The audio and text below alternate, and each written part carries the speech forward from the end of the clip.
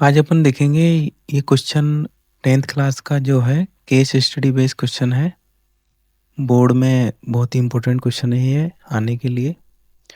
इसमें दिया हुआ है क्वेश्चन में कि एक क्यूब है और एक हेमीस्फेयर है। वो जो हेमीस्फेयर है वो कहाँ पर है? एक कोन है जो उसके ऊपर आइसक्रीम जैसा शेप है पूरे का। अब देखिए इस क्वेश्चन को सबसे पहले समझने वाली चीज़ क्या आती है इसमें कि जो डायग्राम है उसमें अपन को जैसे ही डायग्राम दिखता है तो ये क्या दिख रहा है? एक क्यूब दिख रहा है। तो क्यूबॉइड के जो भी फॉर्मूले वो तो इसमें लगेंगे ही नहीं। सबसे पहले क्या चीज़ है? ये क्यूब है। ये टॉय आते हैं ना मार्केट में क्यूब जैसा, तो वो वाला क्यूब है। अब अपन देखते हैं कि फर्स्ट क्वेश्चन क्या है इसका। The length of the diagonal if each edge measures 6 centimetre each.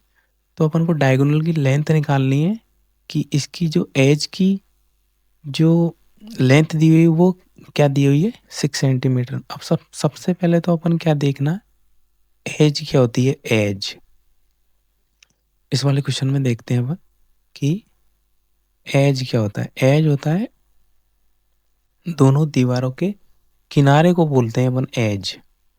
इसमें कौन सा एज हो जाएगा? ये जो है ना इसको बोलेंगे एज। तो डायगोनल का फॉर्मूला क्या होता है? डायरेक्टली जब अपन क्यूब की बात करते हैं तो फॉर्मूला क्या बनता है उसका? a√3 बनता है फॉर्मूला। अब इस फॉर्मूले को निकालना भी सीखेंगे अपन। सबसे पहले तो आंसर टिक कर लेते हैं क्या चीज़ है। क्वेश्चन जिस पैटर्न में दिया हुआ है उसी पैटर्न में उसका आंसर देना है।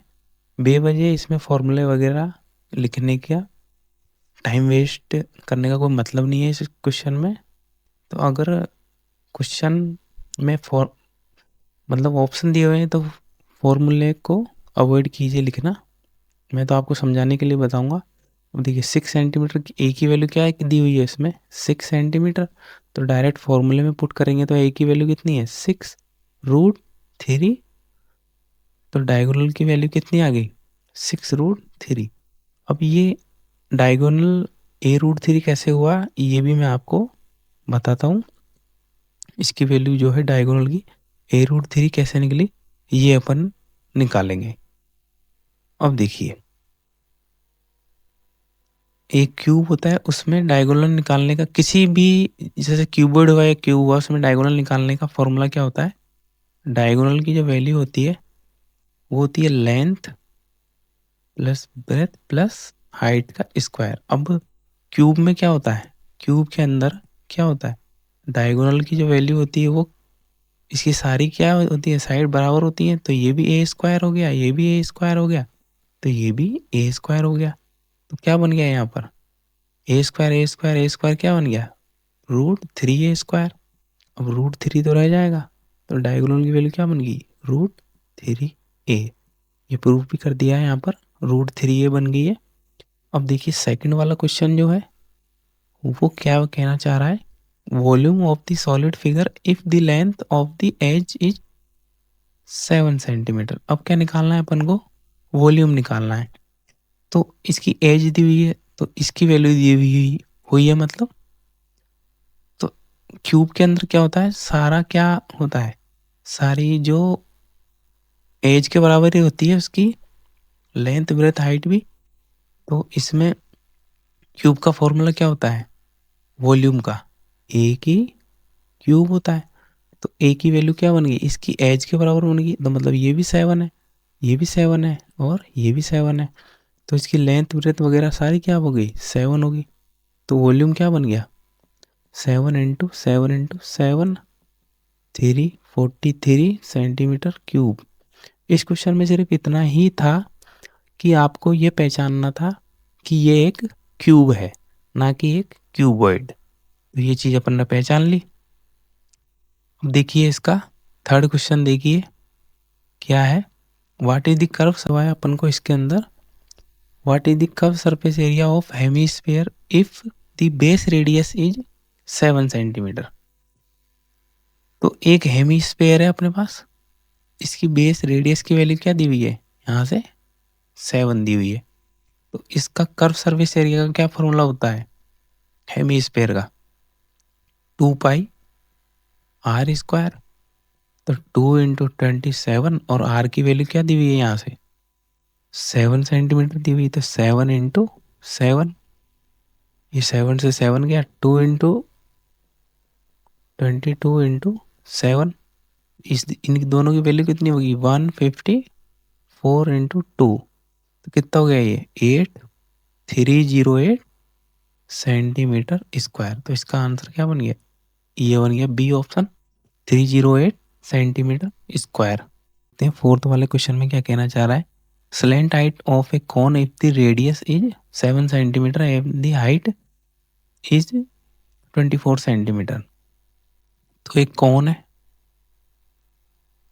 उसकी बेस रेडियस कितनी दी हुई है 7 और हाइट कितनी दी हुई है 24। तो फाइनली डायग्राम क्या बन गया 7 24 और इसकी एल निकालनी है। तो एल स्क्वायर का फॉर्मूला क्या बन जाएगा, हाइपोटेनस वाले फॉर्मूले से 24 का स्क्वायर प्लस 7 का स्क्वायर, यही तो बन जाएगा एल की वैल्यू। अब देखिए तो ये क्या बन गया 576 प्लस 49 √625। तो 25 सेंटीमीटर आ गया। इसका आंसर क्या बन जाएगा 25 सेंटीमीटर। तो अपन को क्या क्या चीज़ मिल गई इसमें अब तक, अपन को नेक्स्ट क्वेश्चन में काम आएगी। अपन को क्या क्या पता लग गया, आर पता लग गया, एल पता लग गया, ठीक है। अब लास्ट वाला जो क्वेश्चन है उसके अंदर क्या कहना चाह रहा है, total curve surface area of cone with hemispherical ice cream. अब ये पूछ रहा है कि टोटल जो इसका एरिया बनेगा वो क्या बनेगा। टोटल कर्व सरफेस एरिया क्या है, जो दिखाई दे रहा है वही कर्व सरफेस एरिया होता है। इसका यहाँ से लेके यहाँ तक क्या बन जाएगा, इसका बन जाएगा पाई आर एल। और इसका क्या बन जाएगा, इसका अपन ने निकाला ही था क्या है 2 पाई आर स्क्वायर। तो दोनों को प्लस कर लेंगे अपन, दोनों एरिया को। तो क्या बन जाएगा total 2 pi r square plus pi r l. इसकी वैल्यू अपन ने ऊपर निकाली थी, क्या थी वो 308 प्लस पाई की वैल्यू कितनी है और आर की वैल्यू कितनी है 7, एल की वैल्यू 25 अभी जस्ट निकाली थी पीछे, 25 निकाली थी। 7 से 7 गया, 308 प्लस 22 इंटू 25, तो 308 हो गया है। और ये कितना हो गया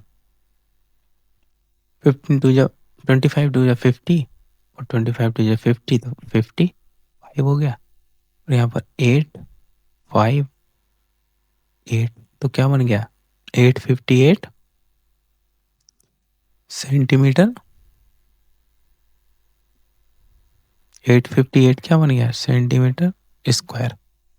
तो खाए आंसर,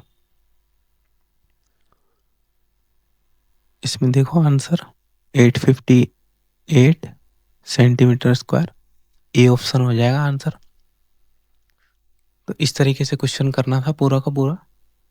चलो नेक्स्ट वीडियो में मिलते हैं। अब ऐसे ही एग्ज़ाम आपका बिल्कुल नज़दीक आ गया है, तो ऐसे केस बेस्ड स्टडी और अदर क्वेश्चन जो इम्पोर्टेंट है वो देखने।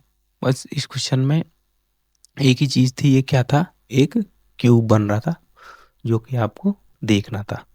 Thanks for watching, next video में मिलते हैं।